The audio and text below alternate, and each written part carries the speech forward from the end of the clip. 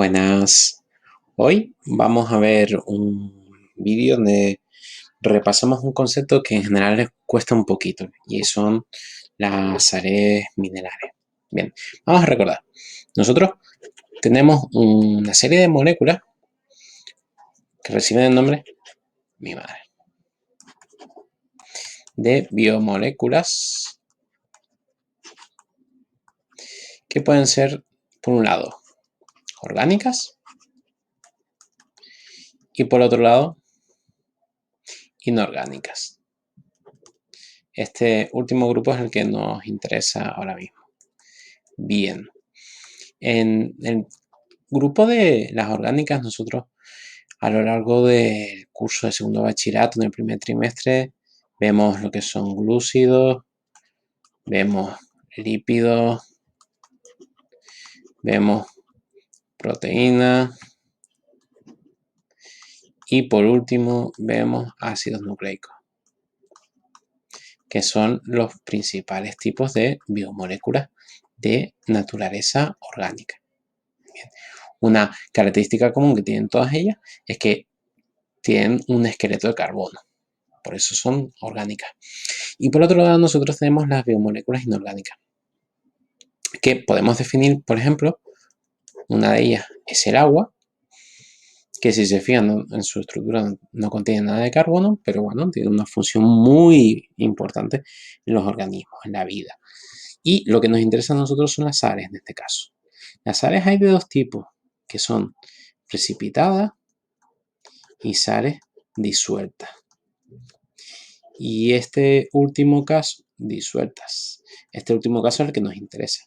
¿Por qué? Porque las precipitadas, por ejemplo, como el carbonato cálcico, sirven para la estructura celulares, como el caparazón, la cáscara de un huevo.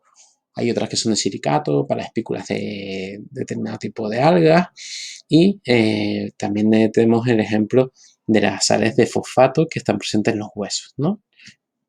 Sin embargo, las disueltas tienen dos funciones principalmente. Uno tiene que ver con la osmosis. Osmosis, temazo. Y la otra tiene que ver con lo que nos interesa, que es la función tampón o función buffer.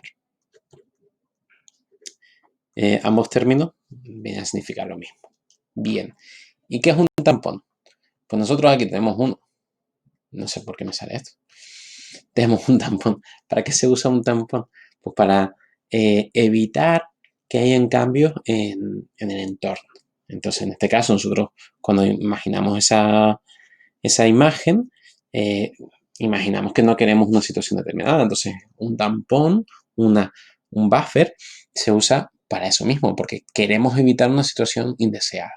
Bien, hay dos tipos que tenemos nosotros, uno en el exterior de la célula y otro en el interior. En el exterior tenemos el carbonato, que es este de aquí abajo, y por otro lado nosotros arriba tenemos el tampón fosfato que actuaría en el interior de la célula.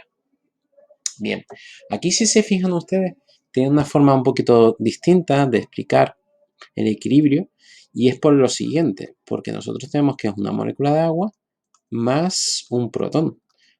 Vemos que aquí tiene una carga positiva y tiene 3 hidrógenos, ¿de acuerdo? Esto y esto es lo mismo. Son formas iguales de expresar que en este caso se ha liberado un protón. Bien, entonces, la típica pregunta que surge es cuando nosotros imaginemos que tenemos una célula cuyo pH óptimo pueda ser de, vamos a inventar, sea 5, ¿vale? Nosotros sabemos que la escala del pH va desde 1 hasta 14.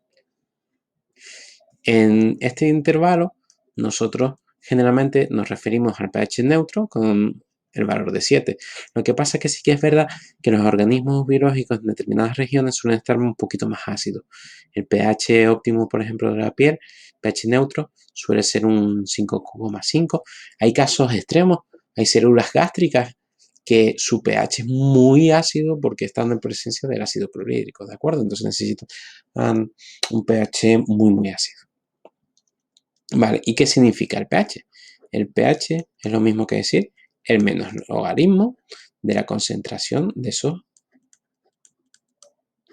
protones. Es decir, si tenemos mucha cantidad de protones, quiere decir que nosotros vamos a tener un pH muy bajo y que por tanto va a ser ácido. Por el contrario, si nosotros tenemos muy poca cantidad de protones, significa justo lo contrario, que vamos a tener un pH más alto y que va a tender a ser más que ácido básico. Y entre medio está el pH neutro. Bien, entonces nosotros tenemos esto. ¿Y qué es lo que ocurre? Cuando imaginamos que tenemos esa célula que tiene un pH óptimo de 5, hay un tipo de pregunta que les dice algo así como, bueno, si hay un exceso de protones, ¿hacia dónde se dirige el equilibrio del tampón? ¿De acuerdo? Entonces, vamos a ver.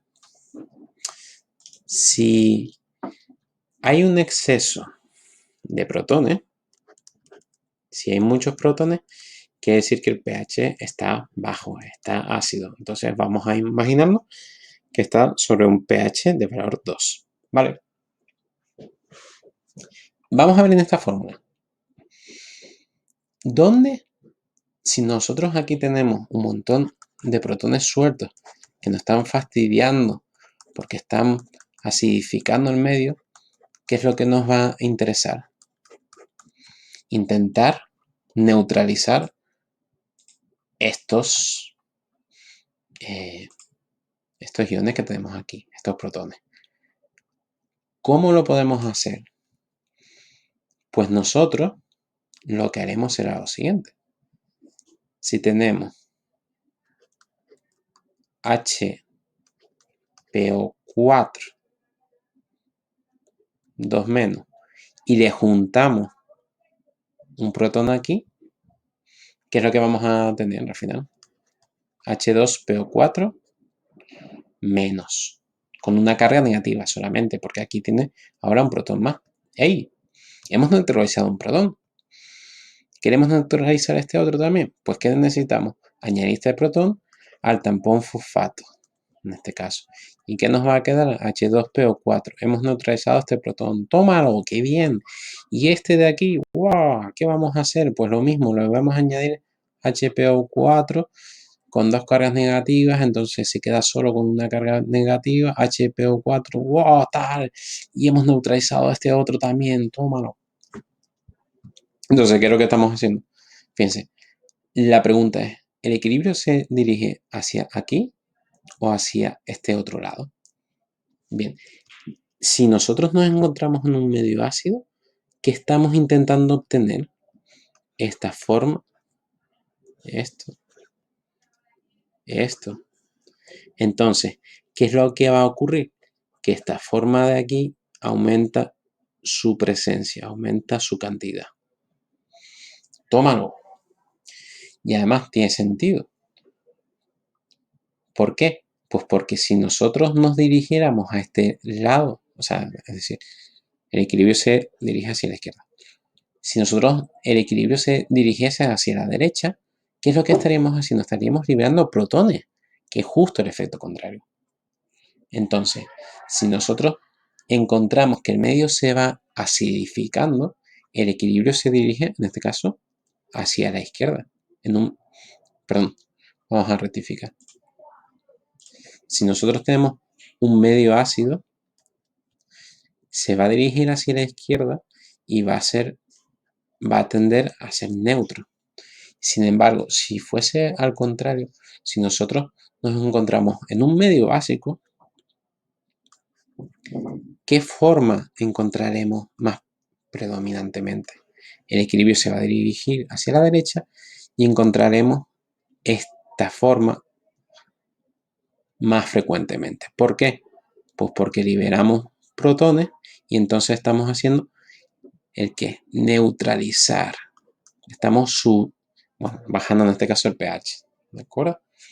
Entonces, lo dicho, si nosotros les recomiendo que no se memoricen este sentido de si va Si está en un medio ácido va hacia la izquierda y si está en un medio básico va hacia la derecha, ¿de acuerdo? Porque en el examen les cambian la imagen y la hemos liado, pollito.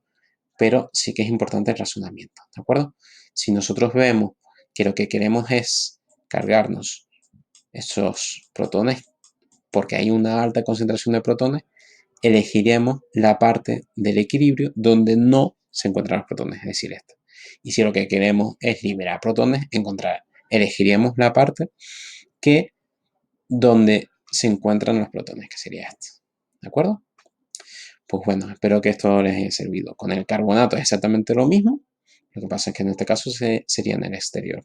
Si se fijan, este caso de aquí sería el equivalente a decir, a decir agua más un protón. Entonces, este equilibrio sería habitual cuando nos encontráramos en un medio básico que intentamos neutralizar, que intentamos acidificar. Pues bueno, chicos, hasta otro consejito.